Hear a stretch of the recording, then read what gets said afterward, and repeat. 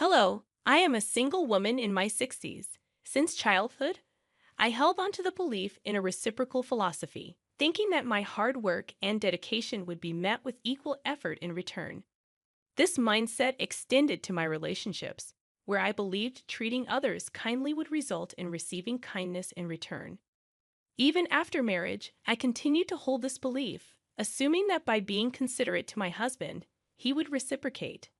In today's world, women aren't expected to sacrifice as much. But during my era, societal expectations were different.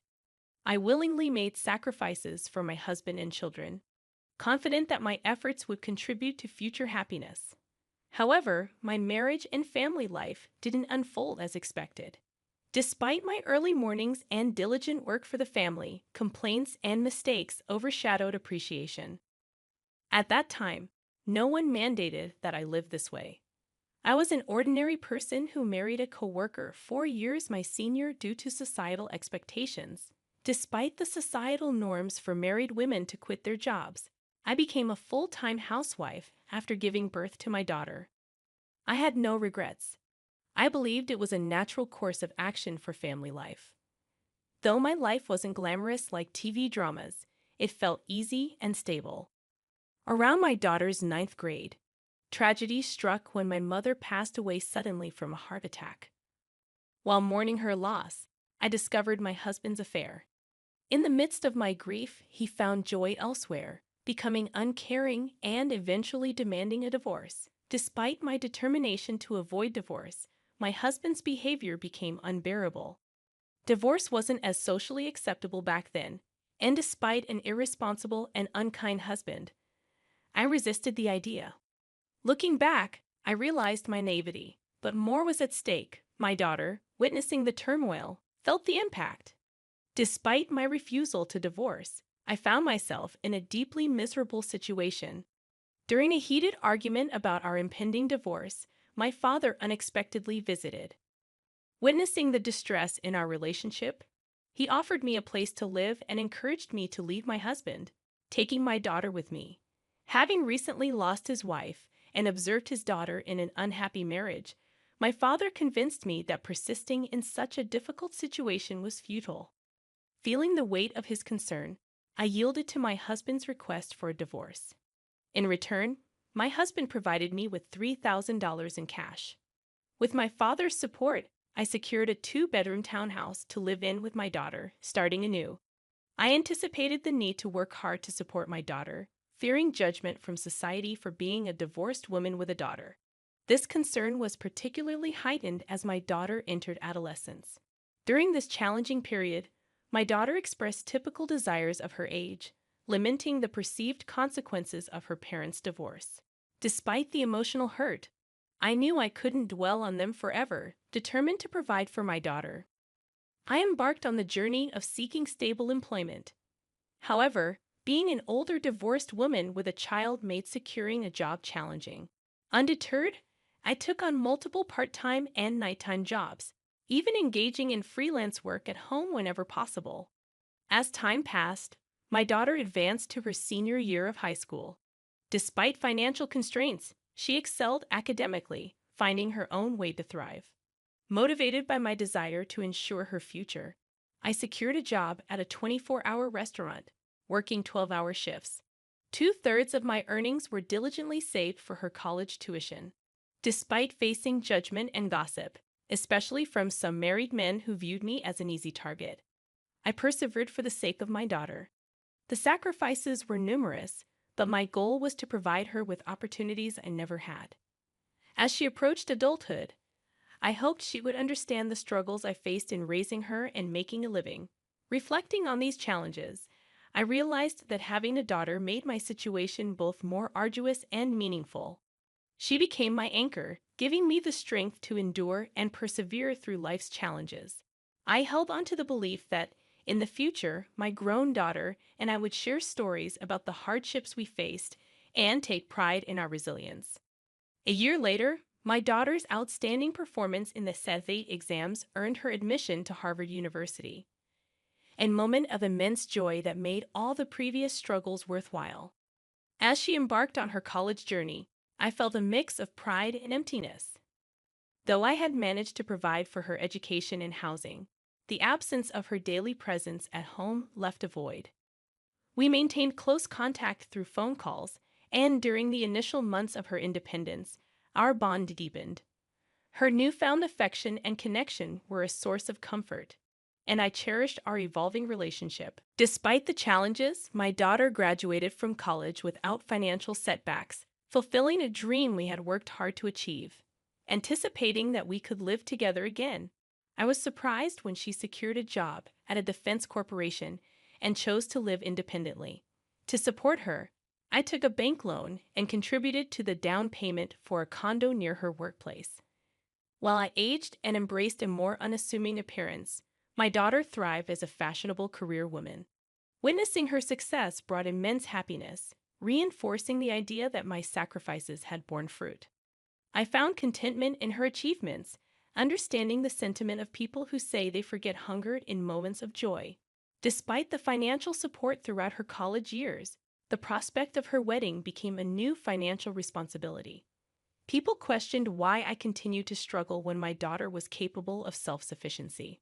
However, I was determined to contribute to her wedding expenses to prevent any condescension from her future in-laws. The belief that sacrificing for her happiness would bring joy to both of us fueled my resilience. On the other hand, as my daughter dated, I noticed a growing distance between us. Initially hurt, I recognized that her adult life and relationships rightfully took precedence.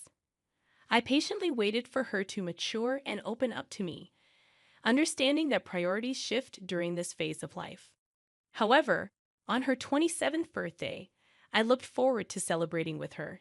Yet she made it clear that she had plans with someone named Michael and dismissed any preparations.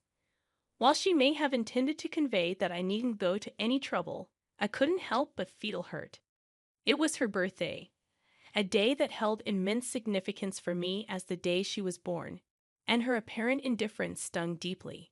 It was challenging to comprehend why my daughter considered spending money on her birthday a waste, given the tight budget. Despite her intelligence, her understanding of her own mother seemed distant.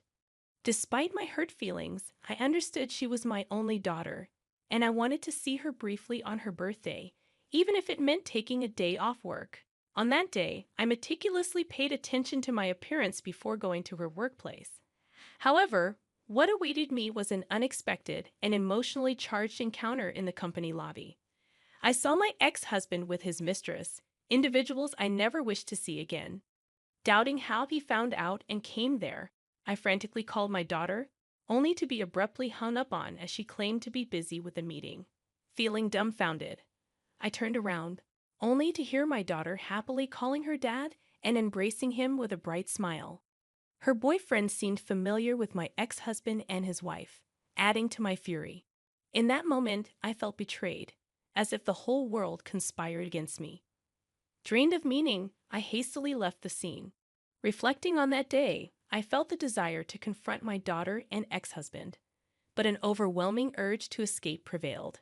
Despite my inner turmoil, I couldn't muster the courage to call my daughter.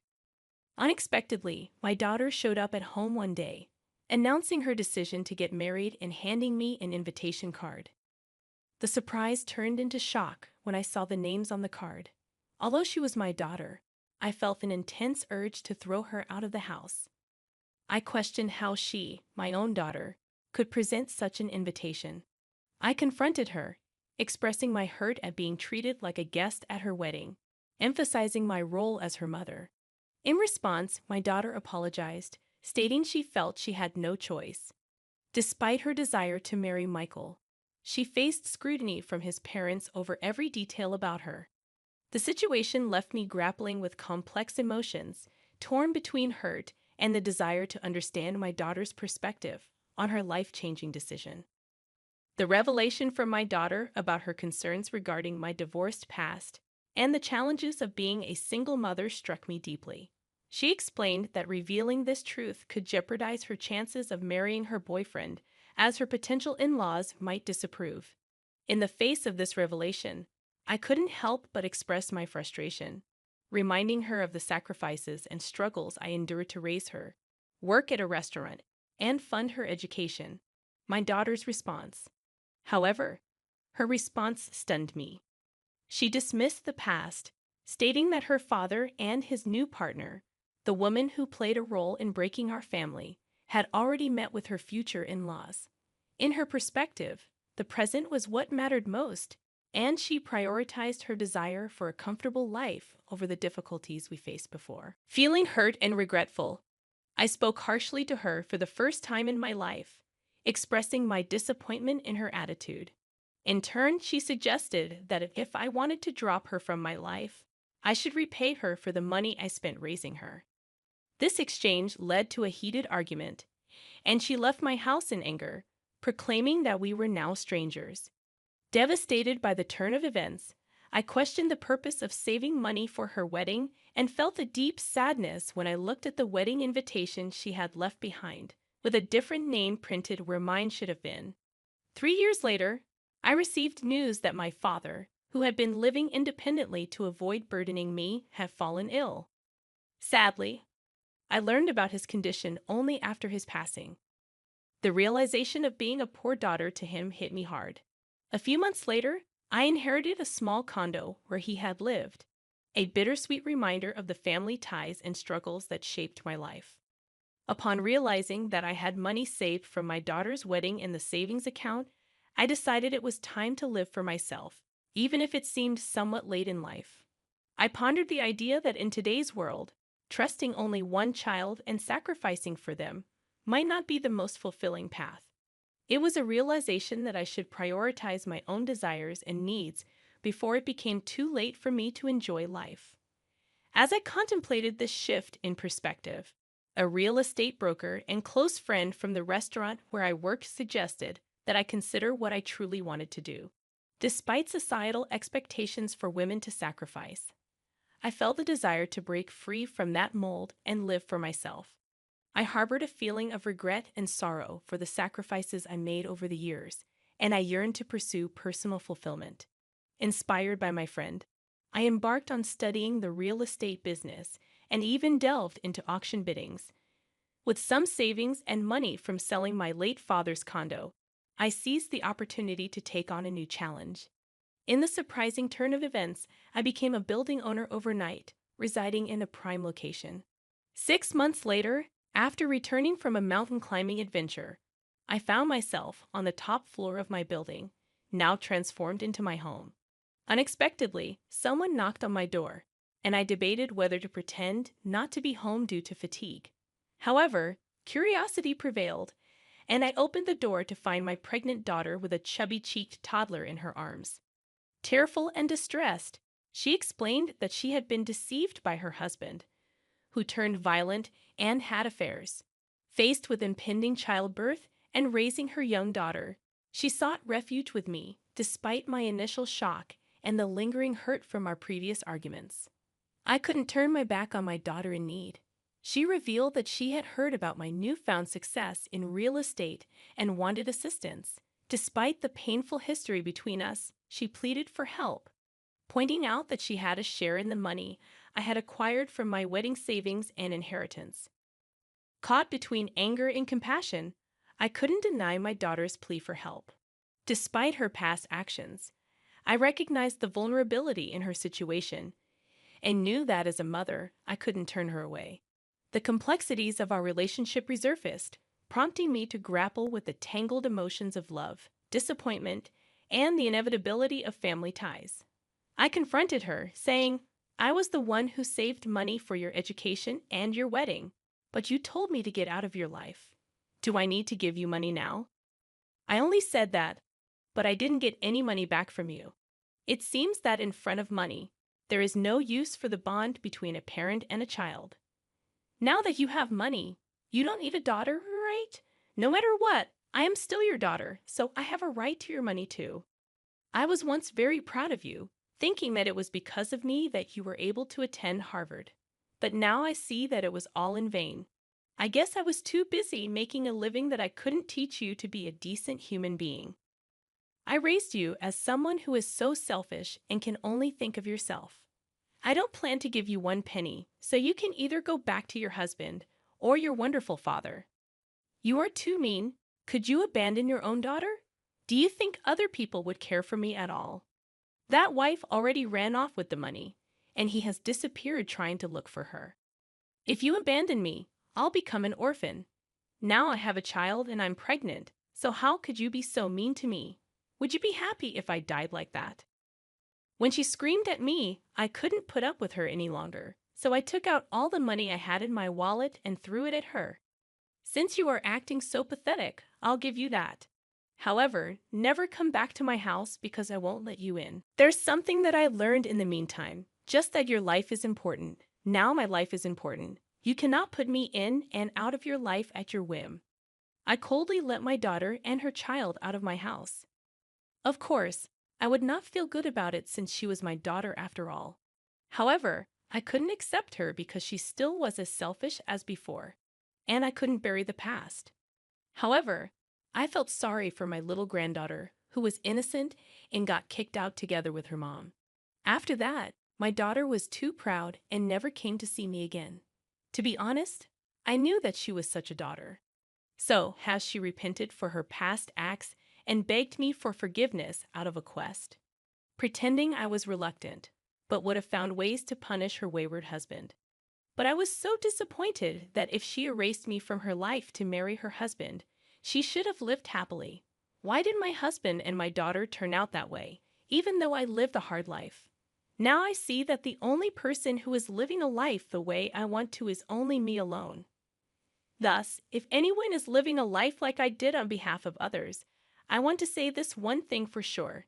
No matter how strong your relationship is with another person, be sure to take care of your life first. Even if everyone in this world betrays you, you will not betray yourself. In the end, happiness is not what you do for others, but what you do for yourself. I want to give that message through my story here. Even though it may seem like a life that's only felt half, I plan to try to fill that remaining half from now on for complete happiness. Thank you for listening to my story. I hope all goes well for you today, and good fortune will be with you. Please cheer for me and write your comments of wisdom in the comment section. Pressing like and subscribing is a big help to me. Have a wonderful day, everyone.